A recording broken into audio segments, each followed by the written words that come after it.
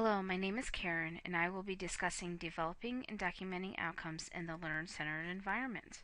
Information from this presentation was developed during the class Educational Leadership 7200 Analysis of Teaching at Wright State University using Terry Doyle's text, Learn-Centered Teaching, Putting the Research on Learning into Practice. I will be discussing the importance of creating a roadmap for the classroom, including the importance of learner-centered outcomes, using appropriate teaching mechanisms, and creating a teaching portfolio. The intent of this presentation is for the learner to be able to prepare learning outcomes, employ appropriate teaching interventions to reach predetermined outcomes, and documenting outcomes and activities in a teaching portfolio. The key in most endeavors is planning. Creating a learner-centered environment is no different. In this environment, teachers must embrace the facilitator role instead of the lectural role. Being free from the lecture opens up many different educational opportunities for the teacher to use. Learner-centered teaching has a big bag of tricks focused on the needs of the student to create learning opportunities. From developing group learning communities to small discussions to experiential activities, learner-centered teaching allows for multiple approaches to learning. The first step in planning is to develop the desired learning outcome. Think of a GPS. The GPS needs to know two vital things: current location and desired destination. Once activated, the GPS guides the driver through traffic and terrain as it continues to calculate how to reach the desired goal. When does it know to stop giving directions? When it has reached its destination. Like the GPS, instructors don't know when they have accomplished their goals unless they know what the desired destination is. One of the very first steps of planning is therefore knowing what the desired outcome is. For example, which is a possible outcome for a class about online learning? Option A, for students to be comfortable with online learning tools such as learning management system and computer peripherals. Option B, for students to be able to communicate large amounts of information in an understandable electronic format through web pages and online presentations. Or option C, for students to show up promptly in a physical classroom to receive attendance points. One could argue that both A and B would be appropriate answers to that question. However, C would not necessarily be a good outcome for the class about online learning. The ability to attend a physical classroom is not as important as being comfortable with online learning tools or being able to organize and communicate information electronically. After the overall learning outcomes are developed, the next step for the teacher to do is to create smaller objectives to help reach the outcome. Weekly and daily objectives show the individual steps the class must take. Daily objectives should build on top of each other and progress towards the desired outcome. Objectives should also be SMART, as in specific, measurable, attainable, realistic, and time-based. Using these 5 criteria will form objectives that are easily recognized as being accomplished. Objectives should be comprised of at least 3 components: a who, an action verb, and a what. Who will be able to do what? For example, in a class about online learning, at the end of the semester, the instructional design for online learning student will be able to create a working professional development website with a summary of course material. The next step in planning learner-centered coursework is to develop appropriate educational interventions that not only match the learning outcomes and daily objectives, but create an effective learning environment. Instead of focusing on lecture, create and plan activities that offer different opportunities to link knowledge with the real-world issues and projects. Authentic learning is the process of implementing knowledge into complex situations that mirror the real world. By using authentic learning approaches to help students transfer new knowledge into action, it puts the emphasis of work back on the students. Neurological research clearly shows that the one that does the work learns the most.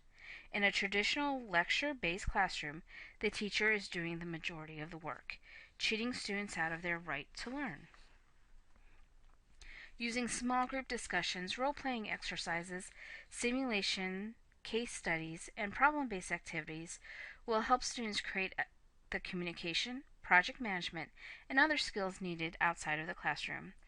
These situations should build not only on their basis of knowledge, but also their skills that support real interaction in the professional world. There is a strong social component to learning. Basically, students learn better, faster, and more effectively when they have an opportunity to interact with others. Discussions, critiques, and reflection all help students apply new knowledge in a safe environment like the classroom. Teachers should create group activities where students primarily interact with each other. Traditional lecture-based teaching relies heavily on the competence of the teacher, forcing the spotlight on the teacher. Using the learner-centered teaching approach, students should be doing the work. Teachers can use debate, group projects, guided discussions, and case studies to help put the emphasis back on the students. Some students may be resistant to working in groups due to past group experience. However, the majority of careers that students will have will require effective communication and negotiating skills within a group. The only way they will learn how to handle group dynamics is to practice them. Learning is not a one-and-done activity. It takes time to learn concepts, and it takes many approaches to learn them. Teachers should revisit important concepts throughout the term and keep using them in novel ways to help improve memory. For example, students learning math. Addition and subtraction are not exclusive concepts. Once the basis of how the mathematical operation is learned, these concepts are revisited over and over for years to come in multiple ways.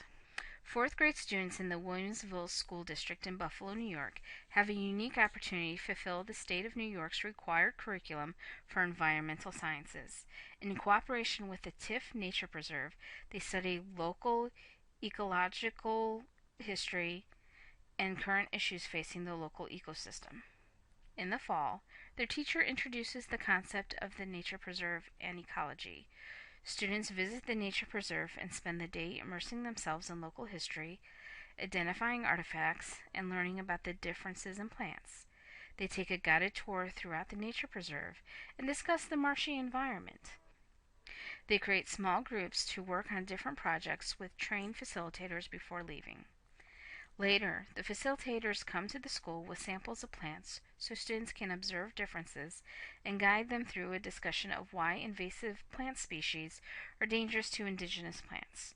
Throughout the year, the students visit the preserve and document changes in the environment while continuing their in-class nature projects. This year-long project not only teaches students about nature, but also improves their observation, communication, and documentation skills. An effective way to create on-the-fly, small group discussions is to use peer instruction. Peer instruction encourages students to reflect on the knowledge and commit to an answer. Then, the students quickly create small groups to discuss their answers and try to convince others of their positions. Instead of just relying on their own internal understanding, they start to put the concept into their own words and convince their peer. It has been proven that students that have just learned a complicated concept are more likely to understand the learning barriers of the person that doesn't understand it than the person that has already mastered the concept, also known as the teacher. For example, when Eric Mazur, professor of pre-med physics at Harvard University, came to Wright State University, he imparted this example. He was teaching a class about the properties of metal when heated and cooled. He told the class that when the metal sheet is heated, the electrons start moving away from each other.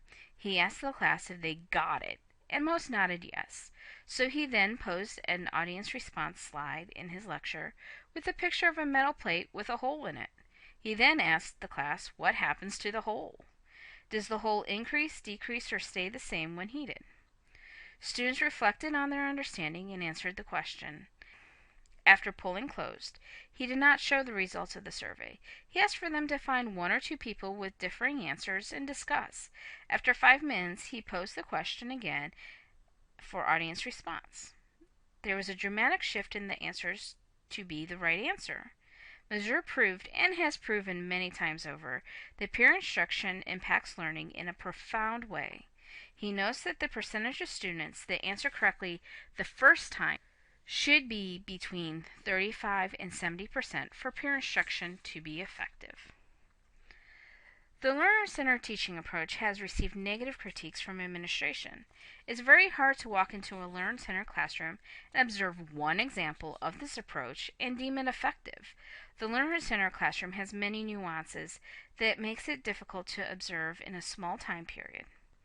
Lectures are shorter. group activities are longer, and reflection is mandatory. Therefore, document the planning process that you went through. Use your portfolio to map out the class, including teaching methodology, research, syllabi, learning outcomes, daily objectives, lesson plans with activity descriptions, a list of needed resources, and outcome assessment tools. Taking the time to map out these things will not only help administrators understand your classroom, but it also helps the teacher clearly define the roadmap that they will use to help students reach their learning objectives. Students will learn and learn more if you take the time to carefully plan and follow it. Take the time to fully design long-term learning outcomes and daily objectives. Develop authentic learning activities such as hands-on projects, group studies, and problem-based issues to help the student practice new knowledge and skills. Take into account to develop activities that provide an opportunity to repeat application of knowledge and skills. Document these planning process in your teaching portfolio to keep you on track with the plan. It is your map for the year, but it also helps administrators understand your classroom.